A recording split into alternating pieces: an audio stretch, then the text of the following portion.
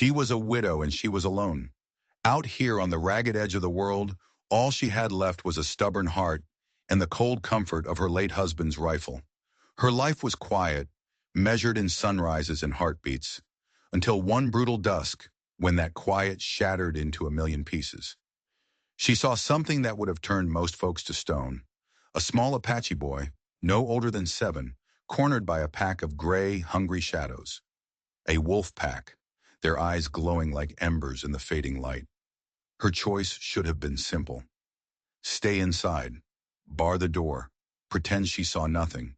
Or she could step out of her life and into the jaws of death, all for a child the world had taught her to call enemy. But what she didn't know, what she couldn't possibly imagine, was that her act of courage wouldn't bring peace. It would bring a war straight to her doorstep. Because that very same night, the boy's tribe appeared, a silent ring of painted warriors materializing out of the darkness to surround her tiny cabin. And she had no idea if they had come to rescue the boy or to capture her. The sun was bleeding out over the Dragoon Mountains, painting the bruised purple and fiery orange scars of the Arizona sky. For Abigail Hayes, this was the hour of ghosts. This was the time of day when the vast, aching emptiness of the territory felt the most personal, when the silence was so deep it felt like a ringing in her ears. 14 months. 14 months since she'd put her husband Thomas in the ground under the lone mesquite tree that overlooked their claim. 14 months of speaking mostly to her 2 chickens and the stoic, sun-bleached skull of a longhorn steer she'd mounted over the hearth. Her world had shrunk to the size of this hard-won scrap of land. A sturdy one-room log cabin, a well that was more sweat than water, and a garden that was a daily fistfight against rock and sun. At 32, her hands were calloused, her face was a roadmap of the sun's travels, and her heart was wrapped in a quiet, stubborn grief. She'd refused to run back east, refused the pity of her family. This land, this cabin. It was the last real piece of Thomas she had left. To abandon it would be like burying him all over again. Tonight, though, the ghosts were restless. A wind, sharp and cold for late summer, snaked down from the mountains, and it carried a sound that made the fine hairs on Abigail's arms stand up straight. It wasn't the familiar, lonely howl of a single coyote. No, this was a chorus, a symphony of yips, snarls, and the deep, guttural, hungry growls of a wolf pack. And they were on the hunt. They were close, far too close. Abigail moved without thinking, her hand instinctively going to the Winchester rifle resting on its pegs by the door. She checked the load, a habit as ingrained in her as stoking the morning fire. Through the single precious glass pane window, she scanned the darkening landscape. And then she saw them. The pack was a knot of fluid gray shadows, moving through the scrub brush about 200 yards from her cabin, near the rocky arroyo that carved a scar through her property. Her breath caught in her throat. They weren't chasing a rabbit or a deer. They had cornered something small at the base of a rock wall. At first, she thought it was a coyote pup, separated from its mother. Then the small figure stood up. It was a child, a boy, no older than 7 or 8. His dark hair was a stark slash against the pale rock. He wore only a breechcloth and worn moccasins. Apache. The lead wolf, a brutish male with a scarred muzzle she'd seen before, lunged. The boy scrambled back, a small, sharp cry swallowed by the wind. He held a pitifully small stick, a useless ward against a dozen sets of sharp white teeth. Abigail's blood ran cold. Every instinct, every cautionary tale Thomas had ever told her, every whispered rumor from the nearest settlement in Tucson, screamed at her. Bar the door. Blow out the lamp. Do not get involved. The Apache were a specter haunting this land. The Chiricahua, they called them. Ghost warriors who faded into the canyons, their raids spoken of in hushed, terrified tones. To interfere was to invite a wrath she could not possibly withstand. He was not her kin. By the harsh, simple logic of the frontier, he was her enemy. But then the boy cried out again. It was a sound of pure terror that bypassed all logic, all reason, and struck a chord deep in the hollowed-out part of her chest, where a mother's instinct lay sleeping. He wasn't an enemy. He wasn't a symbol. He was just a child. a child alone about to be torn apart.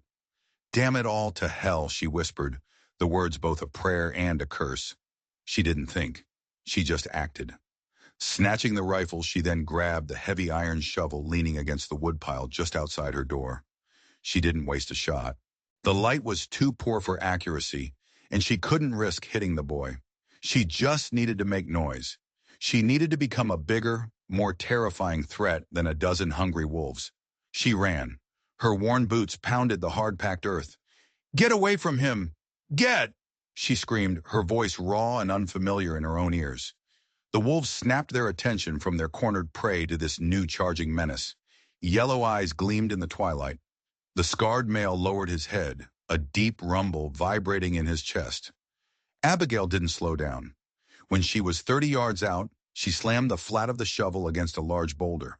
The clang of iron on rock was an alien, deafening sound in the natural world. It echoed through the arroyo, sharp and violent. A few of the younger wolves flinched back, startled. She screamed again, a wild primal sound dredged up from a place of pure fear and fury. In that moment, she wasn't a widow. She wasn't a homesteader. She was a predator staking her claim. The alpha wolf took a step forward, then another, testing her. Abigail raised the Winchester to her shoulder, the cold stock of familiar comfort against her cheek. She didn't aim at the wolf. She aimed at the dirt just in front of his paws. The rifle cracked, a tongue of flame spitting into the dusk. Dust and pebbles flew. The wolf yelped and jumped back, the sheer concussion of the shot momentarily breaking its nerve. That was all it took. The rest of the pack, already unnerved by the shovel's clang and her screaming, took their cue from their leader's retreat. They hesitated, a confusion of shadows, then broke apart, melting back into the landscape as silently as they had appeared. Silence descended once more, broken only by Abigail's ragged breathing and the keening whimpers of the boy.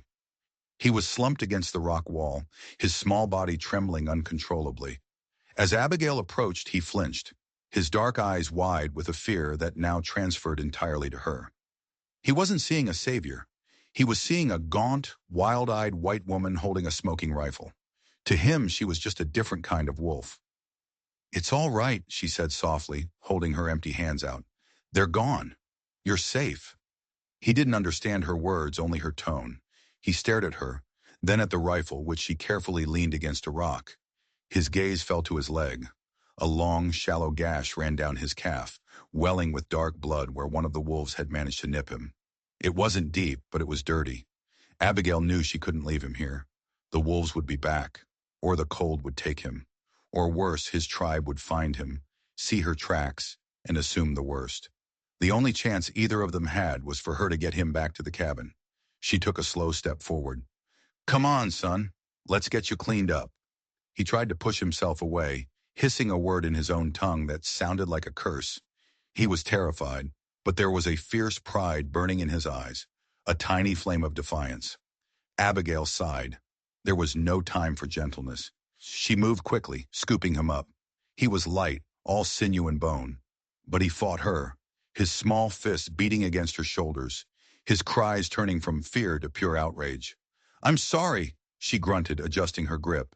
He was a bundle of sharp elbows and writhing limbs. "I'm not hurting you. I'm helping." She half carried, half dragged him back toward the pinprick of light that was her cabin window. Every step was a struggle. The crying Apache boy, the smoking rifle left behind, the darkening mountains. It was a scene of pure madness. She retrieved her rifle, never letting go of the child, and finally stumbled through her own doorway. She kicked the door shut with her heel and slid the heavy wooden bar into place. The cabin was small, but in that moment it felt like a fortress. She set the boy down on the braided rag rug near the fire. He immediately scrambled to the farthest corner, pulling his knees to his chest, watching her with the weary, hateful eyes of a trapped animal. His name, she would later learn, was Tasa, and he was not merely the son of an Apache warrior. He was the only son of Nantan, the most feared and respected war chief of the Chiricahua in that entire region. He had been on a solo trial of courage, a vision quest to prove his readiness, when he had been separated from his pony and tracked by the wolves. Abigail, of course, knew none of this. She knew only that she had a bleeding, terrified Apache boy in her cabin, a bolted door, and a growing sense of dread that coiled in her stomach like a cold snake. She lit another lamp, the golden light pushing back the shadows. She tended to the fire, her movements slow and deliberate, trying to project a calm she didn't feel. She tore a strip from a clean flour sack, soaked it in precious water from her canteen, and approached him. "Let me see that leg," she said gently.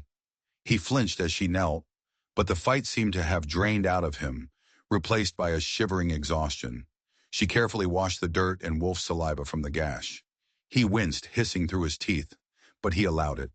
She found a small tin of pine tar salve, Thomas's remedy for everything from cuts to splinters, and applied a thin layer before wrapping the wound with another strip of cloth. His trembling was worse now. The cold of the night was seeping into his bones. Shock.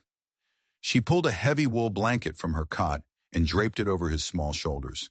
He stiffened at her touch but didn't shrug it off, pulling the strange-smelling fabric tighter around himself. For an hour they existed in a state of silent truce. Abigail sat in her rocking chair, the Winchester now resting across her lap. The boy, Tassa, huddled by the fire, the blanket held tight, his eyes never leaving her. The storm of adrenaline and fear began to subside in Abigail, replaced by a chillingly rational question. What have I done? The answer came not from within, but from without. It started with the chickens. A frantic, muffled squawking from their coop, cut brutally short, a sound of absolute sickening finality. Abigail froze, her knuckles white on the rifle. She stared at the door, her heart hammering against her ribs like a trapped bird. She heard nothing else. No footsteps, no voices. The silence that followed was heavier, more menacing than any sound could ever be. She rose slowly, creeping to the small window and peering through a crack in the curtains. The moon had risen, bathing the clearing in a stark silver light, and in that light stood the figures. They were not wolves. They were everywhere, silent, motionless silhouettes, standing just at the edge of the light cast by her cabin. One stood by the well, another by the dead chicken coop, two more near the woodpile. She couldn't see them all, but she could feel them. They were a ring of death, a living fence drawn around her home.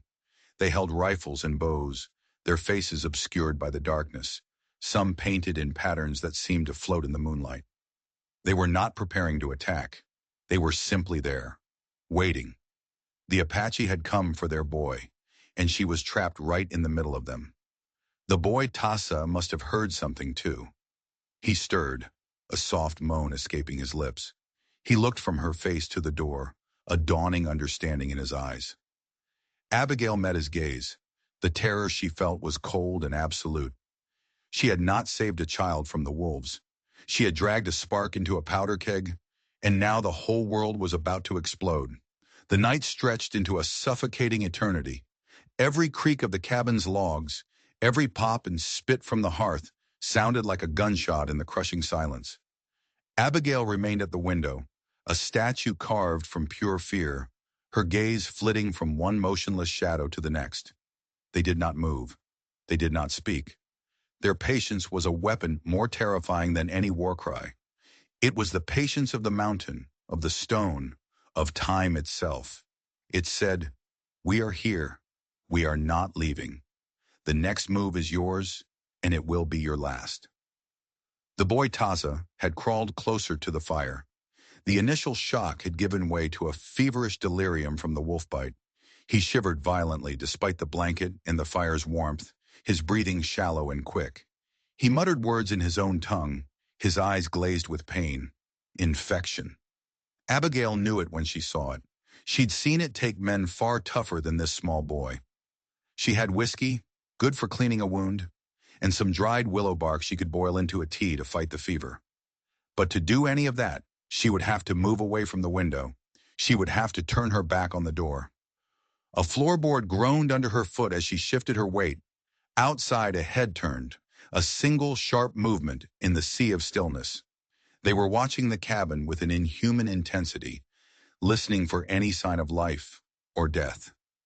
"They think I stole him," she realized with a fresh wave of panic. They tracked him here, found him gone, saw my tracks leading away. They think I'm a kidnapper, a killer. The dead chickens were a message. We can get to whatever we want, whenever we want. Her mind raced, sorting through impossible options. She could not shoot her way out. That was suicide. She could not wait them out. The boy would die of his fever, and her small supply of water wouldn't last 2 days. Her only hope was to communicate. But how?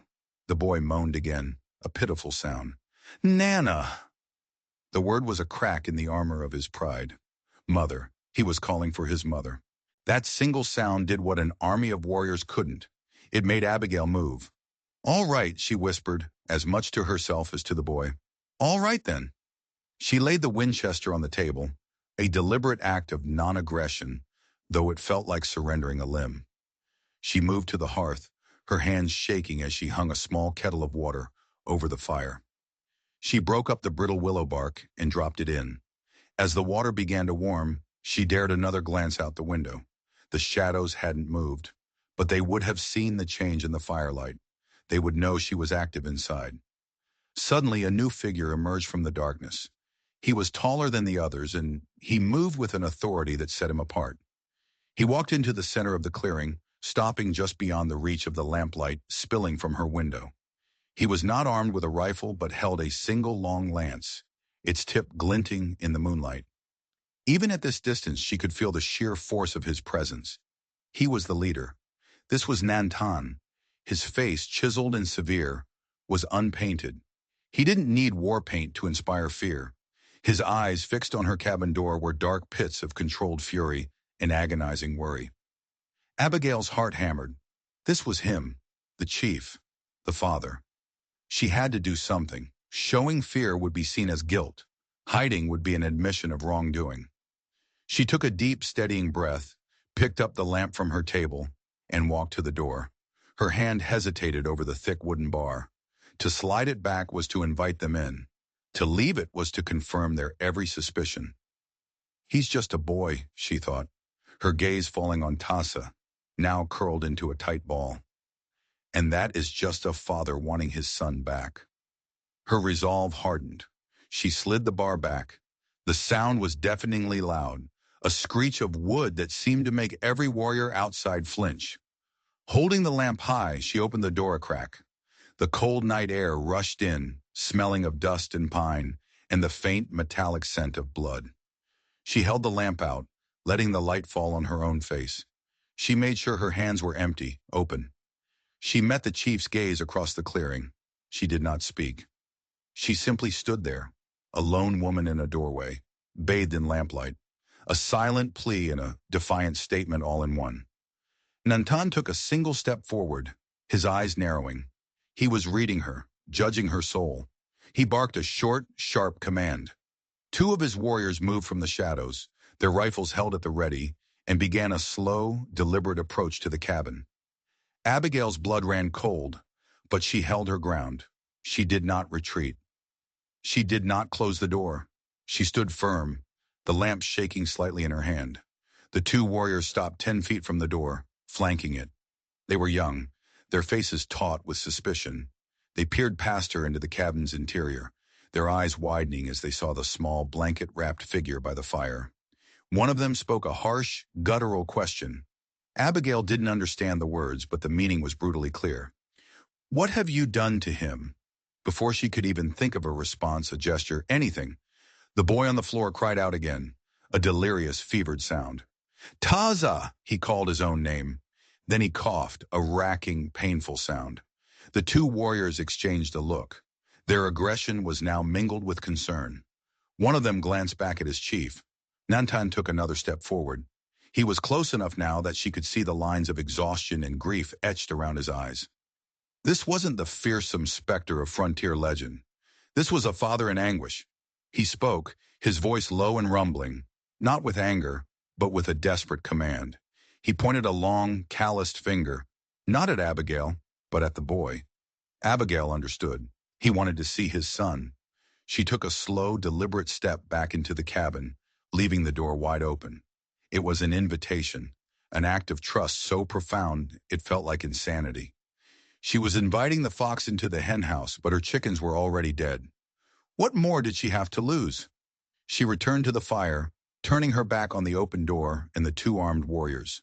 She knelt by Taza, dipping a clean rag into the now warm willow bark tea. She gently dabbed the boy's forehead. He was burning up. She felt their presence behind her before she heard them. The two warriors stepped just inside the doorway, their moccasins silent on the floorboards. They smelled of leather and sweat in the cold night air. The barrels of their rifles were pointed at the floor, a small but significant sign of de-escalation. Their eyes were fixed on the boy. Then Nantan filled the doorway. His sheer size and presence seemed to suck the air from the small cabin. He ducked his head to enter, his gaze immediately locking onto his son. He moved past Abigail as if she were a piece of furniture, his focus absolute. He knelt on the other side of the fire, his movements fluid and powerful. He reached out a hand not to touch the boy, but to hover it just over his forehead, feeling the heat radiating from him. A low sound, a growl of pain and sorrow, escaped his throat. He looked at the crudely bandaged wound on Tassa's leg. He gently touched the cloth, his expression unreadable. Then his dark eyes lifted and met Abigail's. For the first time, they were close enough to see each other not as symbols, settler and savage, but as people. He saw the exhaustion in her face, the genuine concern. She saw the raw paternal fear in his. He spoke a single word, his voice a gravelly question. He pointed from the boy's leg to the door, and then made a motion with his hands like snapping jaws. "Wolves," Abigail nodded, her throat tight. "Yes," she whispered the English word, useless but the affirmation clear. "Wolves." She pointed to her own rifle still on the table. She made a motion of firing it into the air, then waved her hands, shooing away imaginary beasts. She pointed to the boy, then to the cabin, trying to convey the act of rescue. Nantan watched her crude pantomime, his expression unchanging. Did he believe her? Or did he think she was a lying witch who had somehow injured his son and now concocted a story? He spoke to his warriors in their own language. The two men replied, their voices low. They were reporting what they had seen, the single set of her tracks mingled with the boys, leading from the arroyo, the wolf tracks scattered by a running human. They were telling him that her story, as much as they could piece it together, fit the evidence on the ground. And just as it seemed the fragile truce might hold, a new sound intruded from the darkness outside. A distant, rhythmic, metallic clatter carried on the wind. Hoofbeats, shod horses, not the unshod ponies of the Apache. One of the warriors outside the cabin let out a low whistle. The man in the doorway melted back into the night. Nantan's head tilted, listening intently. The hoofbeats were growing steadily louder. A group of riders, moving at a steady pace, heading directly towards her claim. Nantan's eyes met Abigail's again. This time the look was different. It was no longer just suspicion of her. It was a new, shared threat. He knew, as she did, that the only white men who would be riding through this territory in the dead of night were not farmers or priests. They were men who hunted, and sometimes they hunted men. He rose to his full height and issued a series of quiet, rapid-fire commands to the warrior who remained. The man nodded and vanished. Outside, the silent ring of warriors dissolved back into the landscape, becoming one with the rocks and shadows. In seconds, it was as if they had never been there. Only Nantan remained, a grim pillar of resolve inside her cabin. He looked from his sick son to the door, then at Abigail. He had made a decision. For now, the white woman's cabin was not a trap. It was cover. And the enemy of his enemy was, for a terrifying and uncertain moment, a potential ally. The riders were getting closer. The rhythmic beat of shod horses grew from a distant annoyance to an approaching threat. There were at least 4 of them, maybe more. They were moving with the lazy confidence of men who believed they owned the night. Abigail's stomach twisted into a knot. Prospectors wouldn't be out this late. A patrol from Fort Bowie would be larger and move with more discipline. These were irregulars, scrappers, the kind of men who thrived in the gray areas between law and lawlessness. Nantan stood by the window, a sliver of curtain pulled back, his profile as stark and unforgiving as the mountains outside. He was no longer a grieving father, but a commander assessing a battlefield. He gestured for Abigail to douse the main lamp. She complied immediately, plunging the cabin into the flickering, shadowy light of the hearth alone. "Who are they?" she whispered, though she knew he wouldn't understand the words. He glanced at her, then made a gesture, rubbing his thumb and forefinger together, the universal sign for money. Then he drew a finger across his throat. Bounty. The meaning was brutally clear. The riders reined in their horses just at the edge of the clearing, the same spot where Nantan had stood. Abigail crept to the other window, her heart a frantic drum against her ribs. In the moonlight, she could make out 5 men. They were hard-looking, dressed in a motley collection of worn dusters and military surplus. They carried repeating rifles and had pistols belted high on their waists. Their leader, a broad-shouldered man with a thick, dark beard, sat his horse with a proprietary slump. This was Silas Thorne, a man whose name was spoken with a mixture of fear and contempt in Tucson. A former soldier, cashiered for brutality, he had found a more profitable and less regulated line of work. Hunting Apaches for the unofficial bounties paid for scalps. He and his crew were vultures drawn by the scent of conflict. They must have seen the Apaches' trail, or perhaps even seen the warriors gathering, and followed, anticipating a massacre they could profit from. "Hello, the cabin!" Thorne's voice boomed, falsely jovial. It was the voice of a man used to getting what he wanted through intimidation disguised as courtesy. Abigail froze. Nantan shot her a look, a silent order. "Do not answer." "No need to be shy, ma'am," Thorne called again. "We saw the savages skulking around your place. Figured you might be in a spot of trouble. Name's Silas Thorne. We're here to help." His words were poisonously sweet. Help. He meant he was here to kill the Apaches. And if she was in the way, that was just a damn shame. Nantan pointed to the floor next to the hearth, to the darkest corner of the cabin. A clear instruction for her to hide the boy. The feverish Taza was barely conscious, a dead weight in her arms as she dragged him and the blanket into the shadows behind a stack of firewood. He whimpered softly. "There's a child in here," Abigail hissed at Nantan, her voice trembling with a desperate urgency. "A sick child. They can't—" Nantan put a finger to his lips, his eyes burning with an intensity that silenced her more effectively than a hand over her mouth. He knew exactly what these men were, better than she ever could. "Come on now, little lady," another voice called out, this one higher-pitched and nervous. It belonged to a weaselly-looking man she now saw at Thorne's side, a man called Miller. "We just want to make sure you're all right. Old Nantan's band has been raising hell from here to the Mexican border. Wouldn't want you to be their latest victim." They knew his name. They were hunting him specifically. Thorne dismounted, his boots crunching on the gravelly soil. He handed his reins to another man and began to walk towards the cabin, his hand resting casually on the butt of his pistol. "I'm coming in," Thorne announced, not a request but a statement of fact. "If you're alive, ma'am, you best say something. If you're not, well, we'll say a prayer for your soul before we burn these red devils out." This was the moment, the pivot upon which everything would turn. Abigail looked at Nantan. His hand was now on the hilt of a long knife at his belt. His body was coiled like a spring. If Thorne came through that door, he would be met with a silent, lethal fury. But then what? The other 4 men outside would riddle the cabin with bullets. She and the boy would be caught in the crossfire. She had to choose. She could let them in, betray Nantan, and pray they were merciful, a fool's prayer. Or she could trust the Apache chief, the man who an hour ago she believed had come to kill her, and stand with him against the men of her own race. Her gaze fell on Taza, shivering in the corner. His life depended on the next 30 seconds. Abigail took a breath and made her choice. She walked to the door, her own Winchester now back in her hands. "I'm fine," she called out, her voice steadier than she felt. "Thank you for your concern, Mr. Thorne, but I'm all right. You should be on your way." There was a moment of silence from outside. Thorne stopped 10 feet from the door. "That you talking, ma'am? Or has one of them Injuns got a knife to your throat?" Miller piped up. "It's me," Abigail said, her voice louder now, laced with an annoyance she didn't have to feign. "I saw a coyote skulking around, and I fired a shot to scare it off. That's all. Now this is private property. I'd thank you to leave."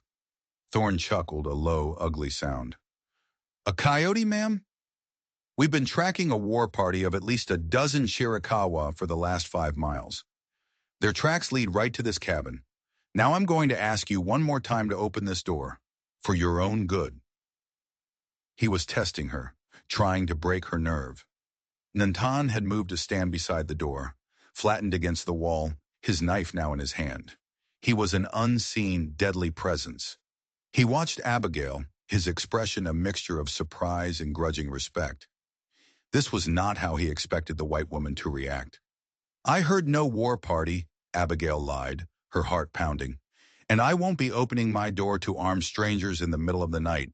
If you have a complaint, you can file it with the marshal in Tucson. Good night." She put a finality in her tone that she hoped would be convincing. For a long moment, the only sound was the wind. "Stubborn bitch," Thorne muttered, just loud enough for her to hear. He turned back to his men. "All right, boys. Looks like she's either dead or in league with him. Don't matter much either way. The bounty's the same." Abigail's blood went cold. He wasn't going to leave. He was going to attack. "Miller," Thorne commanded, "you and Jake circle round back. See if there's a window. The rest of you with me. We're gonna knock." She heard their footsteps splitting up, crunching in the dirt as they moved to surround the cabin. They were treating this not as a rescue, but as a siege. Nantan looked at Abigail. He pointed to the window she stood near, then to the other window across the room. He then pointed to himself in the door. He was assigning fields of fire. In that simple, desperate moment, an alliance was forged, not in words, but in shared peril. Abigail moved to the front window, resting the barrel of the Winchester on the sill. She peered out. Thorne and one other man were taking cover behind her water trough, their rifles glinting in the moonlight. She could hear Miller and Jake creeping through the brush at the rear of the cabin. Nantan was a ghost. He had melted into the shadows beside the door, the blade of his knife catching a faint glimmer of firelight. He was waiting for the breach. The boy Taza let out another feverish cry from his corner. It was a weak sound, but in the tense silence, it was as loud as a bell. Outside, Thorne heard it. "Hear that? Sounds like they got a little one in there with her. A captive." He spat on the ground. "All right, no more games. On my count, light 'em up." Abigail braced herself. The flimsy log walls of her home, once a fortress against the wilderness, now felt as thin as paper. She was trapped between two worlds, allied with a man she should fear, against men she should trust. The harsh, unforgiving logic of the frontier had been turned on its head.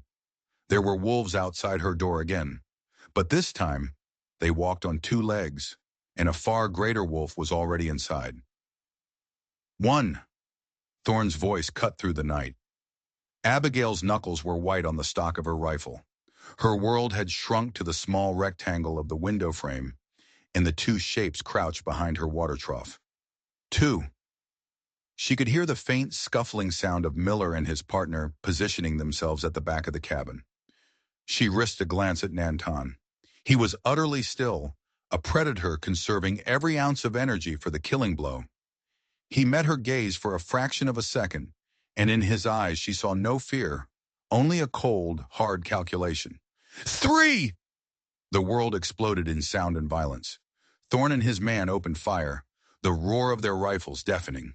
Bullets slammed into the front of the cabin. One punched through the wooden door with a splintering crack, passing inches from Nantan's head. Another shattered the precious glass of Abigail's main window, showering her with fragments. She flinched back, a sharp sting on her cheek telling her she'd been cut. Simultaneously, the two men at the back began firing at the rear wall. They weren't aiming to kill, not yet. This was suppressive fire, designed to terrorize, to pin them down. Abigail pressed herself against the wall beside the now shattered window, the smell of gunpowder thick in her throat. This was it.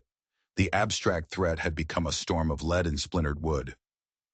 Nantan acted. He didn't return fire. He knew with a warrior's instinct that this was just the overture. The real attack would be a charge. He pointed at Abigail, then at the window, then held up one finger. He was telling her to hold her fire, to wait for a clear shot, to make it count. The initial volley subsided. In the ringing silence that followed, Thorne's voice called out again. That was just a taste, you Apache lover. Throw the boy out, and we might let you live. A cough came from the corner. Tassa. The sound was weak, but it was a reminder of what was at stake. Nantan moved with silent, fluid grace to the rear of the cabin. He pressed his ear against the logs, listening. He could hear the two men outside whispering, reloading. He looked back at Abigail and pointed to the rear wall, then held up two fingers. Two men, my problem. He then pointed to the front window. The others are yours. The responsibility fell on her like a physical weight. She crept back to the window, peering through the jagged hole where the pain had been. Thorn and his man were still behind the trough, but they were preparing to move. Suddenly, a new element entered the fray. A single arrow, black-fletched and silent, arched out of the darkness from the direction of the arroyo. It flew with incredible speed and buried itself deep in the wood of the water trough, inches from Thorn's head. Thorn yelped and flattened himself, cursing. Where did that come from? I thought we saw them all go in the cabin. Nantan's warriors, they hadn't fled. They had melted into the landscape, waiting for their chief's signal or for an opportunity. They were out there, a phantom presence tipping the scales. The arrow had been a distraction. On the other side of the cabin, Miller decided it was time to force the issue. With a yell, he charged the back window, a small, shuttered opening used for ventilation. He intended to smash it in and fire blindly into the cabin. He never made it. As his silhouette appeared at the opening, Nantan moved. He was not a man but a blur of motion. He didn't use a weapon. He grabbed the heavy cast-iron skillet from its hook by the hearth. In one powerful, fluid movement, he swung it. The skillet connected with the side of Miller's head through the opening with a sickening, wet crunch. Miller let out a single choked gasp and dropped out of sight, his rifle clattering to the ground. The other man at the back, Jake, shouted in alarm, Miller? Miller, you hit? There was no answer. Jake fired a panicked shot through the window, the bullet thudding harmlessly into the ceiling. This was the opening Thorn had been waiting for. Thinking the occupants were distracted by the fight at the rear, he and his remaining man broke cover, charging the front door. Now, he roared. This was Abigail's moment. She brought the Winchester to her shoulder, took a steadying breath, and lined up her sights on the second man, the one running slightly behind Thorn. She didn't aim for his chest, she aimed for his leg. She was a defender, not a murderer. She squeezed the trigger. The rifle bucked against her shoulder. The man screamed, his leg collapsing under him as he tumbled to the ground, clutching a shattered knee. He was out of the fight. Thorn, however, was a different breed. He didn't even glance at his fallen comrade. He was a man possessed, his face a mask of fury. He reached the door and slammed his heavy boot into it. The wood, already weakened, splintered around the lock. Nantan was there to meet him. As the door flew inward, Thorn charged in, his pistol raised. But he was expecting a cowering woman or a cornered Indian. He was not expecting the Apache chief to be waiting for him, coiled and ready. Nantan didn't meet the charge head-on. He sidestepped, letting Thorn's momentum carry him past. As Thorn stumbled off balance, Nantan brought the edge of his hand down in a vicious chop on Thorn's wrist. Bones snapped. The pistol clattered to the floor. Thorn bellowed in pain and rage, spinning around, his good hand reaching for the massive Bowie knife on his belt.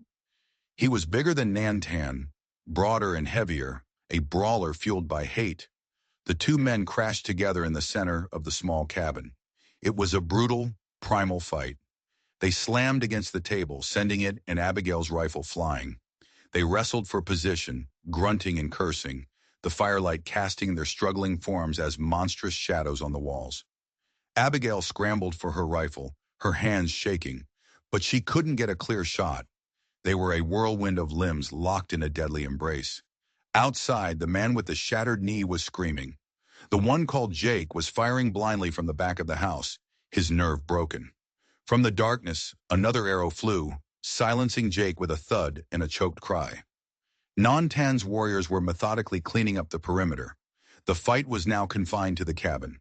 Thorn, using his superior weight, managed to slam Nantan against the wall, his thick forearm pressing against the chief's throat.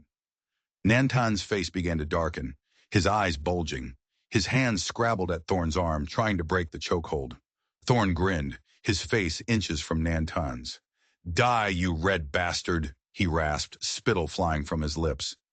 Abigail saw her chance. Taza, the boy, was watching from his corner, his eyes wide with terror.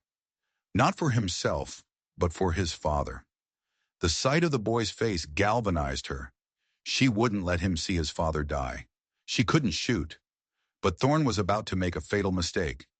As he squeezed the life out of Nantan, he looked over at Abigail, a triumphant, cruel sneer on his face. "He's tough, I'll give him that," he grunted. "Tougher than your husband was. Thomas, he begged. Did you know that? Begged right before I put a bullet in his gut, right by that mesquite tree." The world stopped. The ringing in Abigail's ears wasn't from the gunfire. It was the sound of her entire life being rewritten in a single, brutal sentence. Thomas hadn't died in a riding accident. He hadn't been thrown from his horse. He was murdered. Murdered by the man standing right in front of her. This wasn't random. Thorn hadn't just stumbled upon her cabin. He'd come back to the scene of the crime. By the hearth was a set of heavy iron fireplace tools. She grabbed the poker, its tip still warm from the embers. It was heavy, solid in her hands. A cry that was part grief, part rage, and part something colder and harder tore from her throat. She lunged forward. She swung the poker with all the strength in her body, not at Thorn's head, but at the back of his thigh, the same leg she'd seen him favor when he dismounted. The iron bar connected with a solid thwack. Thorn roared in agony as his leg buckled, the one supporting all his weight. His chokehold on Nantan loosened for just a second. It was all the chief needed. Nantan exploded upwards, breaking the hold. He drove his head forward like a battering ram into Thorn's face. There was a sickening crunch of cartilage and bone. Thorn staggered back, blood pouring from his shattered nose, his eyes dazed. Nantan did not hesitate. He drew the long knife from his belt. The blade flashed once in the firelight. Thorn's eyes went wide with disbelief, a gurgling sound escaping his lips. He looked down at the knife buried to the hilt just below his ribs.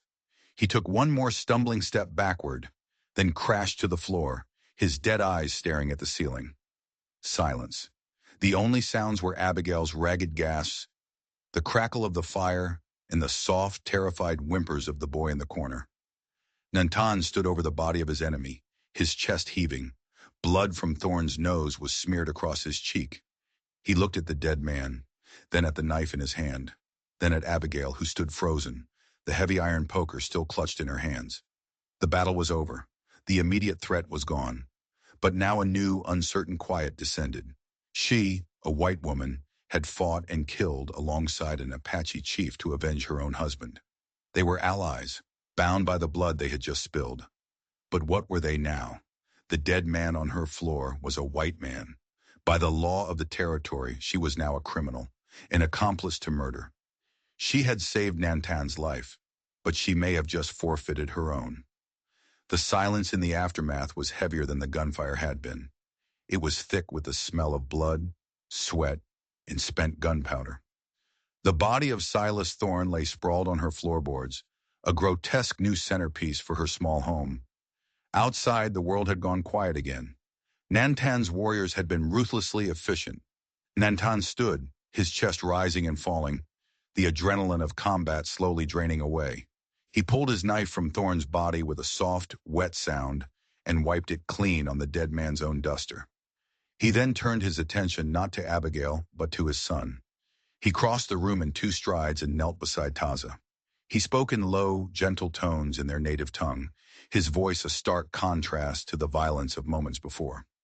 He touched the boy's forehead, his expression softening with concern. Taza, who had watched the entire brutal fight with wide, terrified eyes, finally let his composure break. He began to cry, not loudly, but with the deep, shuddering sobs of a child who had seen too much.